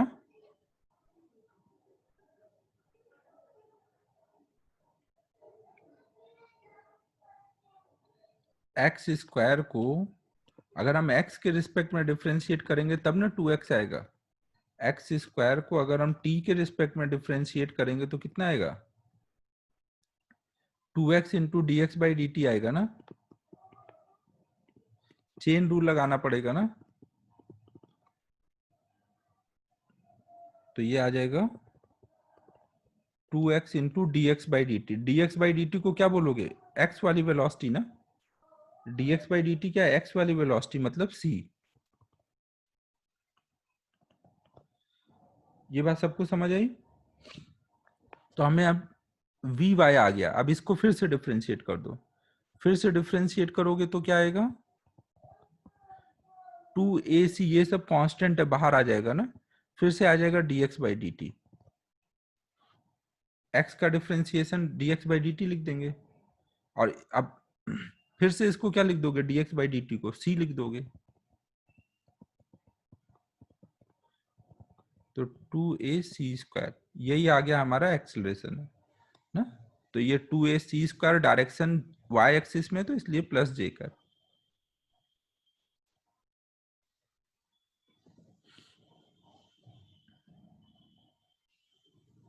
अबे आयुष, ये लिखा है ना मैंने, vx जो है x वाली वेलोसिटी c है ना, और वो कांस्टेंट है। ये vx की वैल्यू c ली है ना।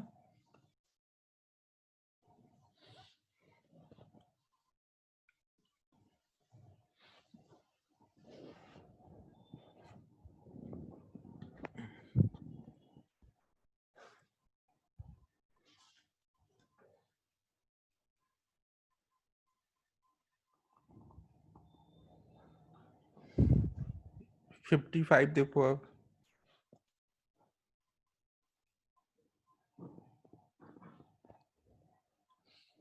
55 में देखो क्या बोला गया है। A ball is projected on a smooth inclined plane in direction perpendicular to the line of greatest slope with velocity 8 metre per second. तो हमें 1 सेकेंड बाद की इसकी वेलोसिटी बतानी है। क्वेश्चन का डायग्राम देख के सबको समझ आ रहा है ना क्या पूछा गया है?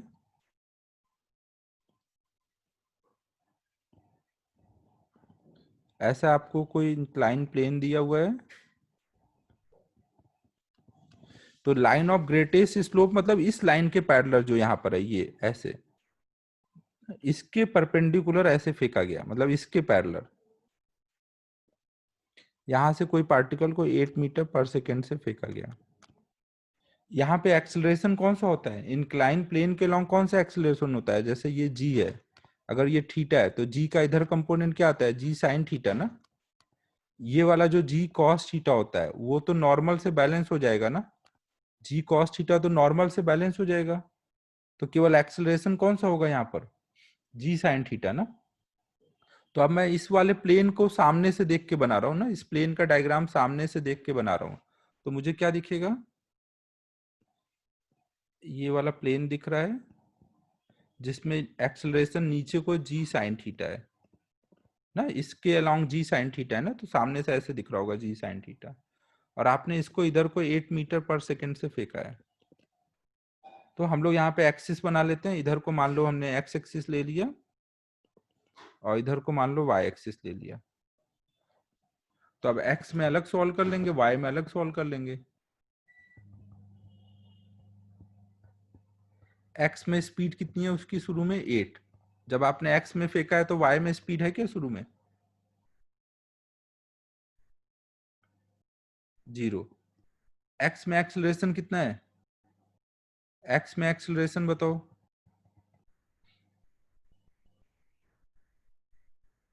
अबे ये एक्सेलरेशन तो इधर है ना, वाई डायरेक्शन में। एक्स में कितना है इधर को? 0 ना। एक्स में एक्सेलरेशन 0 है, केवल वाई में एक्सेलरेशन है ना। वाई में कितना है? जी साइन थीटा। साइन थीटा मतलब 3/5 ना। साइन थीटा कितना होता है? 3/5। जी की वैल्यू 10 है ना, तो मतलब 6 आ गया। एक्स में 0 कैसे? अरे देख ना भाई, ये इंक्लाइन प्लेन के लॉन्ग ऐसे जी साइन थीटा लगता है ना नीचे को, तो ऐसे कैसे लग रहा है?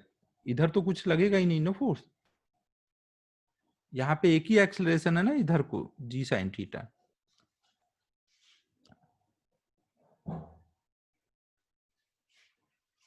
बस आप ऐसे सोचो, ग्रेविटी का डायरेक्शन पहले जी होता था, अभी जी साइन थीटा हो गया नीचे को, इधर हॉरिजॉन्टल में कुछ नहीं है।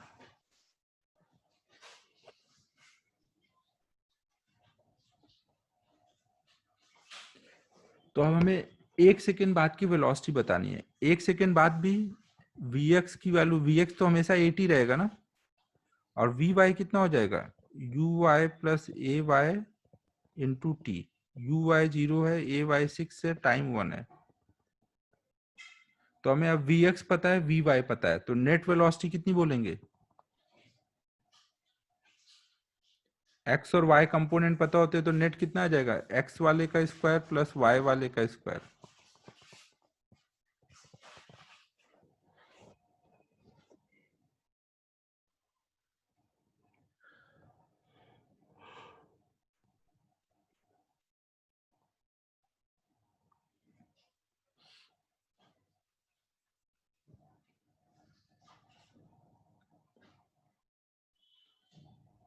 ठीक है, समझ आ रहा है सबको?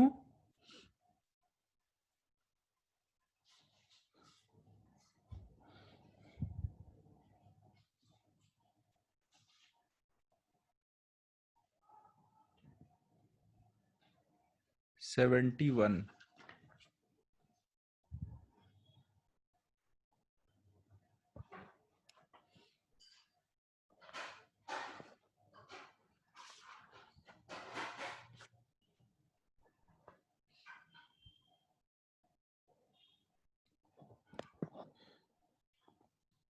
आज की क्लास तो यार 9:30 तक ही करते हैं। मैं भी अब डाउट बताते बताते बोर हो गया, तुम लोग भी पक गए होगे इतनी देर से सुनते सुनते। पढ़ाने में फिर भी टाइम कट जाता है यार, डाउट बताना तो बहुत ही वो काम है।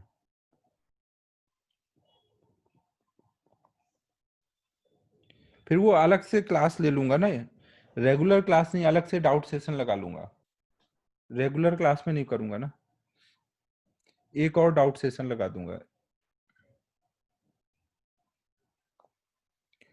देखो ये क्वेश्चन देख के बाकी बच्चे डर नहीं जाना ना, कई बच्चों ने हो सकता है अभी 2 नहीं किया हो, नहीं आ रहा हो। आप 1 अच्छे से कर लो तो भी अपना जेई मेन और सीईटी का काम हो जाता है ना, और 2 करोगे तो फिर आपका जेई के लिए, एडवांस के लिए तैयारी हो जाएगी। 3 कर लोगे तो रैंक भी अच्छी आएगी फिर।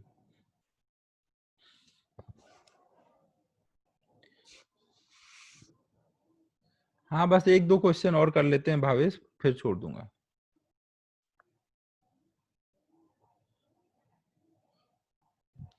तो पहले कौन सा करना है? 70 करना है ना। अब तक सबको एक चीज तो समझ आ गई होगी कि जेई की तैयारी और बोर्ड की तैयारी में क्या डिफरेंस है।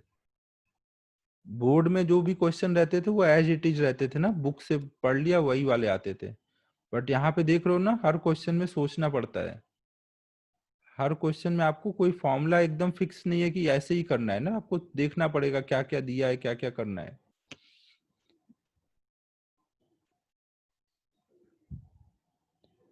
सेवेंटी में देखो क्या है।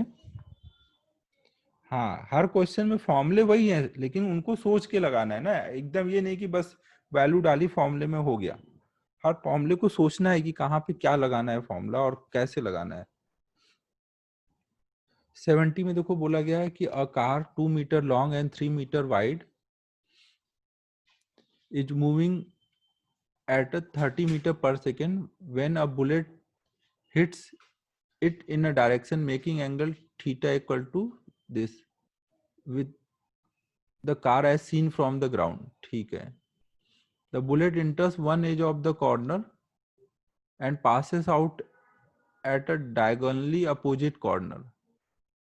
Neglecting any interaction between bullet and car, find the time for the bullet to cross the car. तो अब देखो इसमें आप क्या कर लोगे, ये कोई बताना चाहेगा कैसे किया, किसी ने किया ये?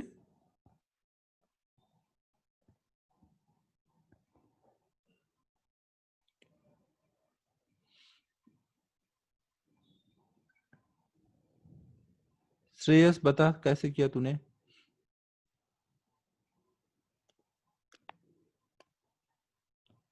हेलो हेलो, हाँ श्रेयस। सर, मैंने वो रिलेटिव वेलोसिटी निकाली हाँ बुलेट की। हाँ। फिर वो रिजॉल्व किया ओके।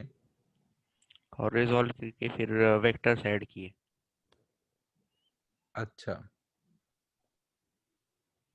ठीक है, सरायु तूने क्या किया? Hello sir. हेलो, हाँ सरायु। हाँ, सो उसने बुलेट एंटर दैट थीटा ना हाँ एंगल, तो उसको हाँ रिजॉल्व किया और हाँ फिर रिलेटिव निकालने के लिए +13 किया, नहीं -13 हाँ उस डायरेक्शन में, हाँ एक्स वाले डायरेक्शन में। और हाँ। फिर उसके जो रिलेटिव वेलोसिटी है उसके वाई कंपोनेंट और एक्स कंपोनेंट का रेशियो 2:3 आएगा, क्योंकि वो हम्म। अपोजिट डायगोनल से निकलता है। हाँ तो हाँ। फिर वो सॉल्व करके v की वैल्यू निकल जाती है और फिर टाइम दिया है। सो ठीक है ठीक है। हाँ, देखो यहाँ पे हम लोग ऐसे मान लेंगे ना कि बुलेट जो आ रहा है वो कुछ v स्पीड से एंटर किया है ना, ये बुलेट की स्पीड हमने ग्राउंड के रिस्पेक्ट में ली है और ग्राउंड के रिस्पेक्ट में ये एंगल थीटा पता है। तो बुलेट की हम ये वेलोसिटी रिजॉल्व करके बता सकते हैं कितनी है, v cos theta v sin theta ना। बुलेट की ये जो वेलोसिटी लिखी है ये सब ग्राउंड के रिस्पेक्ट में है ना। अब अगर हम मान लो कार के रिस्पेक्ट में सोचे, अगर हम कार के रिस्पेक्ट में सोचेंगे तो कार को क्या करेंगे, कार को रोक देंगे ना, है कि नहीं, कार को रोक देंगे। अब कार जब रोक देंगे तो कार की वेलोसिटी इसमें से सब्ट्रैक्ट करेंगे ना, तो वो वेलोसिटी किसमें से सब्ट्रैक्ट होगी, कार की ये वेलोसिटी किधर है, आई कैप के लॉन्ग, ये आई कैप के लॉन्ग है, ये वाला पार्ट आई कैप के लॉन्ग है, तो आई वाला आई से सब्ट्रैक्ट होगा ना। तो जब हम कार के रिस्पेक्ट में सोचेंगे तो बुलेट की वेलोसिटी इधर को कितनी दिखेगी,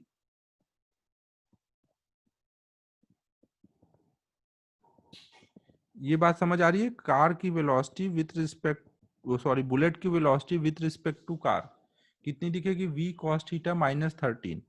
और इधर वाली ये y में तो कार की कोई वेलोसिटी थी नहीं, तो जो बुलेट की है वही दिखेगी। ये सब हमने कार को फ्रेम ऑफ रेफरेंस बनाया है ना, कार को फ्रेम ऑफ रेफरेंस बना के सोच रहे हैं। अब आप ये भूल जाओ कि कार चल रही थी ना, कार रुक गई है, और बुलेट की इधर वाली और ये इन दोनों का नेट वेलोसिटी किधर आना चाहिए, इधर को आएगा तभी ना यहां से निकलेगा। कार की जो ये बुलेट की ये जो वेलोसिटी है इस लाइन के लॉन्ग दिखनी चाहिए ना, तभी इस डायगोनल से निकल पाएगा ना। कुछ चमक रहा है क्या बोल रहा हूं मैं? तो अब ये जो एंगल होना चाहिए, ये मान लो फाई एंगल है, तो ये tan फाई की वैल्यू अगर मैं निकालूं तो tan फाई कितना होगा, अगर बड़े वाले ट्रायंगल से सोचूं तो ये वाली साइड 3 है, ये वाली साइड 2 है, तो tan फाई कितना है 3/2। और अगर मैं वेलोसिटी वाले ट्रायंगल से सोचूं तो tan फाई इक्वल टू ये वाला वेलोसिटी अपॉन ये वाला, तो ये कितना है v sin थीटा ना, तो v sin थीटा अपॉन में v cos थीटा माइनस 13। और देखो यहाँ पे tan थीटा 3/4 दिया है, tan थीटा 3/4 है, मतलब थीटा 37 है, तो साइन थीटा कॉस थीटा की वैल्यू पता है ना हमें।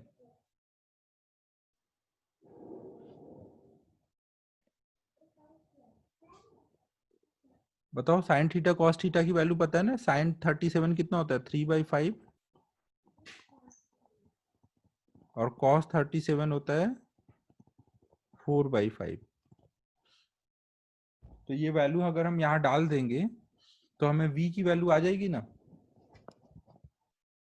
यहाँ डाल दो 3/2 इक्वल टू v 3/5 अपॉन में v इंटू 4/5 माइनस 13।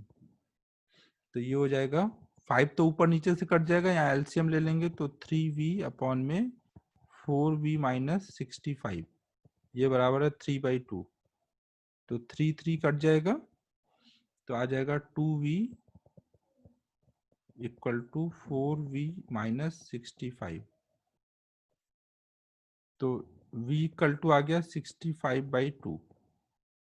ये सबको समझ आया? अबे सिद्धेश ये tan थीटा यहाँ tan फाई निकाला, tan थीटा नहीं, tan थीटा तो क्वेश्चन में दिया हुआ था, क्वेश्चन में ये tan थीटा दिया हुआ था।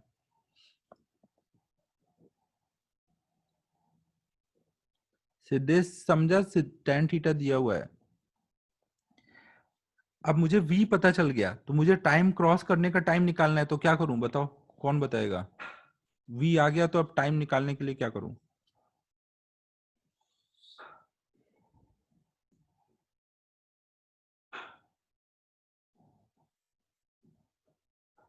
बताओ भाई, कोई टाइम निकालने के लिए क्या करूं?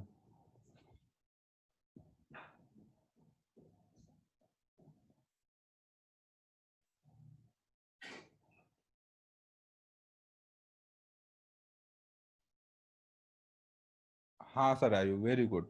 अब देखो हम यहाँ पर x का अलग सोचेंगे, y का अलग ना।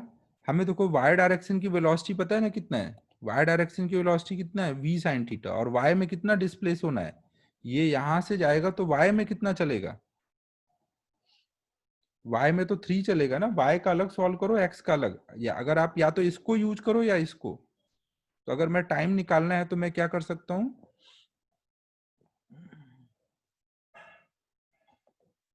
टाइम निकालने के लिए अगर मैं y का डिस्प्लेसमेंट यूज करूंगा तो लिखूंगा 3 अपॉन में v sin थीटा, या फिर x का डिस्प्लेसमेंट यूज करूंगा तो 2 अपॉन में v cos थीटा माइनस 13, या फिर अगर मैं x ना सोच के ये सोचूं तो ये मुझे कितना चलना पड़ेगा, ये जब लूंगा तो मैं इधर वाला स्पीड निकालूंगा, ये स्पीड कितनी आएगी, ये कंपोनेंट पता है, ये कंपोनेंट पता है, तो मुझे इधर वाली स्पीड निकालनी पड़ेगी ना। ये जो नेट स्पीड आएगी बुलेट की speed with respect to car, ये है ना बुलेट की speed with respect to car, तो वो इन दोनों को स्क्वायर करके सम करके निकालना पड़ेगा ना। और ये डिस्टेंस आएगी √13, तो ये √13 अपॉन में बुलेट की speed with respect to car. तो इनमें से कोई भी कर लो, तो ज्यादा बेटर कौन सा है, ये वाला कर लो। नहीं, इसमें कम कैलकुलेशन करना पड़ेगा। या तो एक्स का सोच लो, या वाई का सोच लो, या नेट देख लो, नेट किधर जा रहा है, उधर क्या डिस्प्लेसमेंट है, क्या स्पीड है। हमेशा ध्यान रखो एक्स वाला वाई से इंडिपेंडेंट है, वाई वाला एक्स से इंडिपेंडेंट है ना। तो आप टाइम निकालना है तो एक्स लेके भी सोच सकते हो, वाई लेके भी सोच सकते हो। ये बात सबको समझ आई?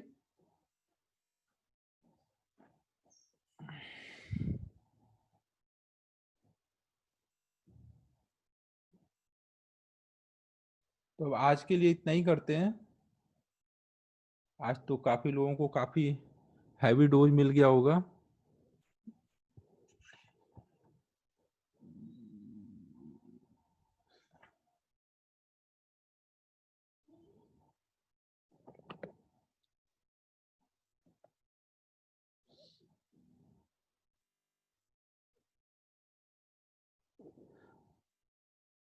अब next out session next week में लगाता हूँ ना। श्रेयस जाने दे भाई, अब जाने दे, नेक्स्ट टाइम करा दूंगा अब। हाँ, सबको भाई शुभेच्छा है हर गणेश चतुर्थी की। ग्रेविटी में भी स्थापित कर रहे हैं, लेकिन इस बार तो बच्चे रहेंगे ही नहीं। लास्ट ईयर तो बच्चों ने किया था, इस बार तो अभी स्टाफ को ही बोला है करने के लिए।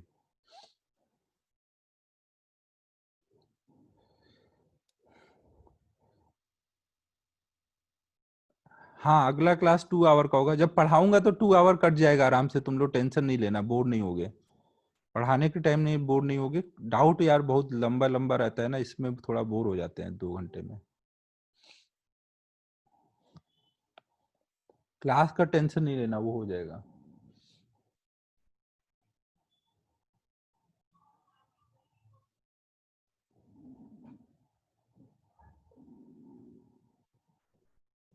तो आज 2 घंटे पार थोड़ी हुए, आज तो 1.5 घंटे हुए अभी।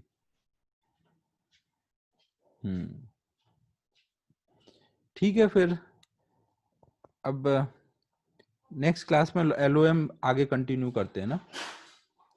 चलो बच्चों, फिर बाय बाय।